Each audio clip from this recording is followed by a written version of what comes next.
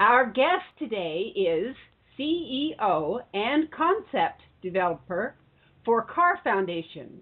That's CARR, Children at Risk Resources. She is also a state representative in the Bay Area for a nationwide organization called Safe Kids Now, a most remarkable lady. Please welcome Ginger Guadagni. Hi, Rebecca. How are you doing? I'm doing wonderful. It is so good to have you with us today. Thank you. Ginger, you have developed a really remarkable resource for children at risk. Would you please tell us exactly what that is and what brought you into the development of it?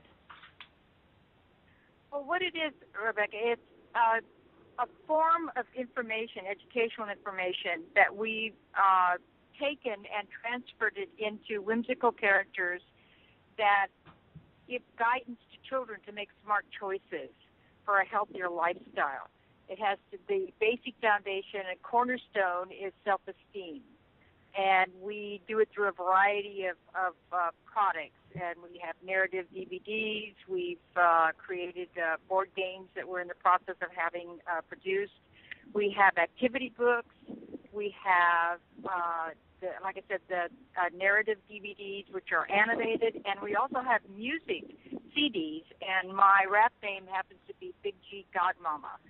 So we also do health fairs, and we also offer workshops to show people, adults in particular, on how best to utilize the material for the children. The reason it got started is because I had an 8-year-old godson that I lost to leukemia, Tommy. In fact, he's one of the characters in our Angry Feeling book, Tommy Tough Guy. And it started because he was very lost, and he didn't have any information or any way that he felt that he had any control where his disease was concerned. So the first book that I wrote was for Tommy, and it was called Color Me Well. And in the back of the book, I put a big envelope that had feelings, the word feelings in it, and I told him to put his feelings or things that he wanted to keep a secret in the envelope, and he could pull them out when he wanted, and he didn't. And at that moment, I saw how empowered, beautiful little boy, with this horrible disease, how he felt, because now he had some say in the direction where he could best utilize his powers and his abilities to help him cope. I noticed that your at-risk resources for children has many aspects, but one that's so important is building self-esteem. Will you tell us a little bit just what you do to do that? Okay, what we did is we came up with an entire character, and we called it Pookie's Playhouse Presents. And what it does is that we got together, we have a formidable board. We have a child psychologist, we have pediatricians, we have a lot of people that are in the child area for development, and also especially now in the bullying areas of bullying. So what we did is we came up with a bunch of characters, and we made significant animation scenarios as to what are self-esteem crushers, the words, how to build self-esteem, how to have a circle of friends to build up your self-esteem. There are just a lot of guidelines to show children through not only example, but then for them to write an essay about why they feel good about themselves. It also has activities in the books to write down the things that they like the best about themselves, all very positive aspects that come to the like the title that we have on our CD music, I Feel Good About Myself. So anything that shows the child, the reason that we did our books too, they're more of a mentoring, a support, is because then the adult or the older sibling can sit down and help the child go through the activities.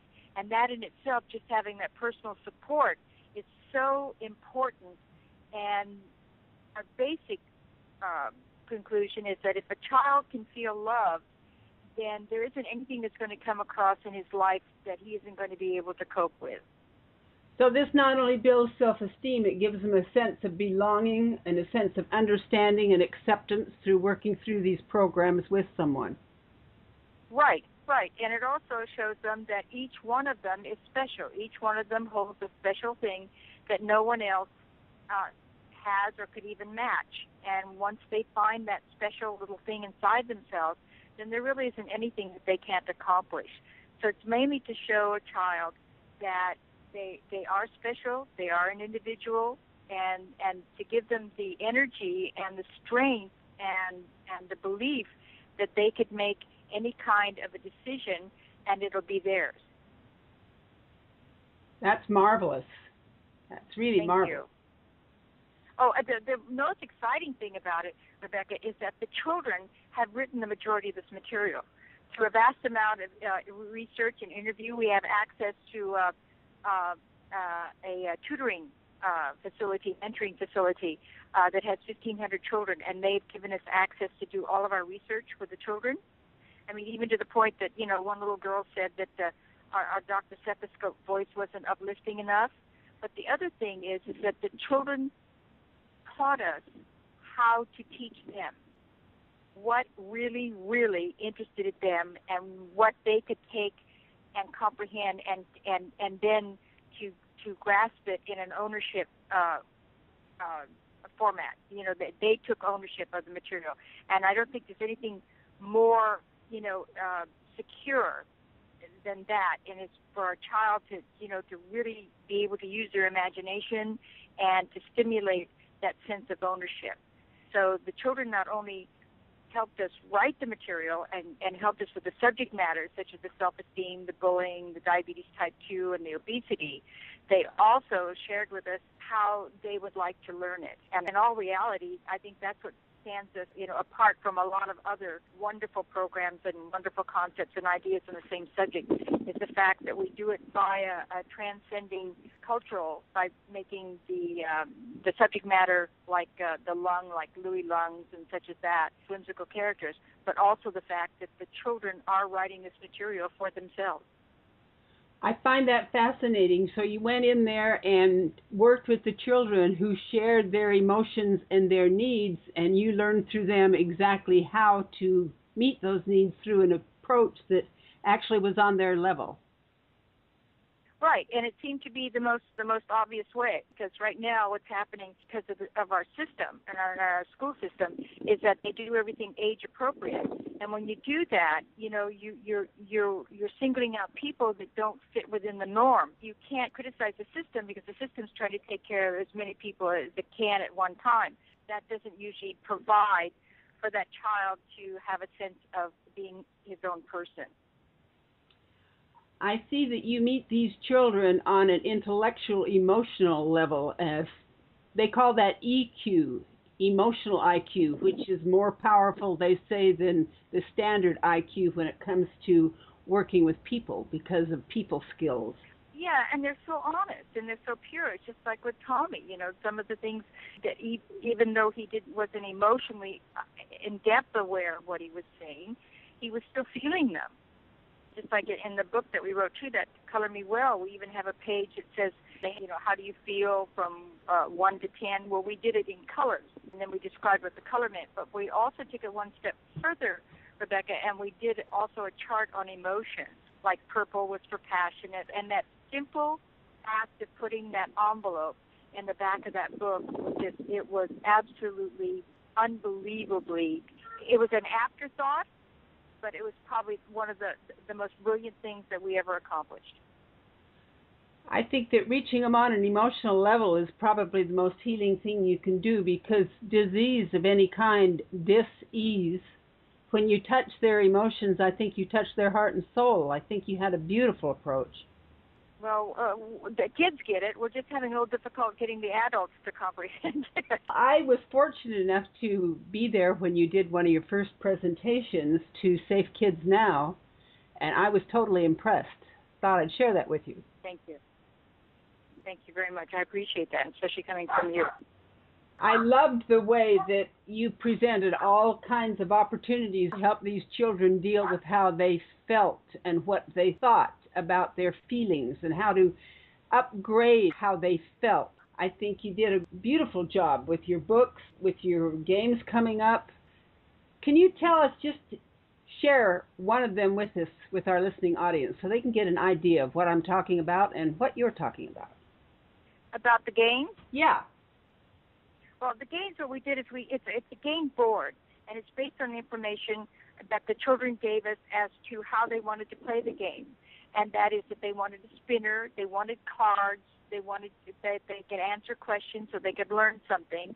And then they also wanted the tokens for the game not to be as small as normally they are. And when we first presented the game, we have the game on diabetes type 2, and we have them on smoking, and we have them on self-esteem. What it is that you do the spinner, and then you do what it tells you to do on the squares, Rebecca, and then you have to draw a card. And if you get the question right, then you get to have what they call a game card. And the way that it's won, so it's not so no one really loses, because the kids came up with this idea that at the end of the game, the one that has the most game cards was the one that played the game, best. So it's not like you lose, you win. It's just at that moment, the luck of the spin, and also you had to go back to the activity book and learn more about the subject matter to answer the card questions. The other thing that we did with card 2 is that everything is connected and interchangeable. It's just not like you have a game over here or you have activity book over there. Everything is connected. Everything is reinforced. I think that's so great that the kids can pick up these cards, and by their answers they can actually learn whether they're being more positive or more negative, or more solid or more weak, or more capable or less capable. Mm-hmm. And they know what they're doing, because there it is, right there. Right, and then there's no judgment in it. And we didn't realize that we were so intent, on getting the game together, that one of the little boys pointed out to us that if you landed on a particular square, you wouldn't get past those 4 squares, so the game would go on endlessly. We had to rearrange some of the squares. The other thing is that we had tacos on the board. They had a lot of vegetables and fruits, around them, the lettuce and the tomato. And the children said that wasn't right, because tacos weren't that good for you because they're a fast food. Pretty smart kids.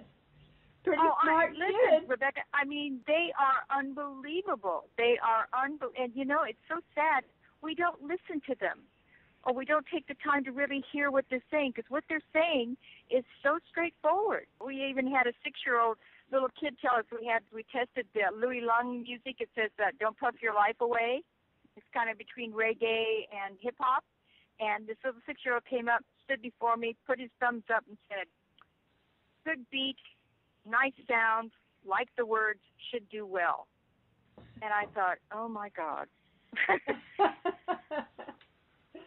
Pretty good. They're talking to us all the time, and if we lose that connection, after a while they just realize that, we're off doing other things, or we're not listening to them, or we're not giving them what they really need, and that is love and support. You lose them.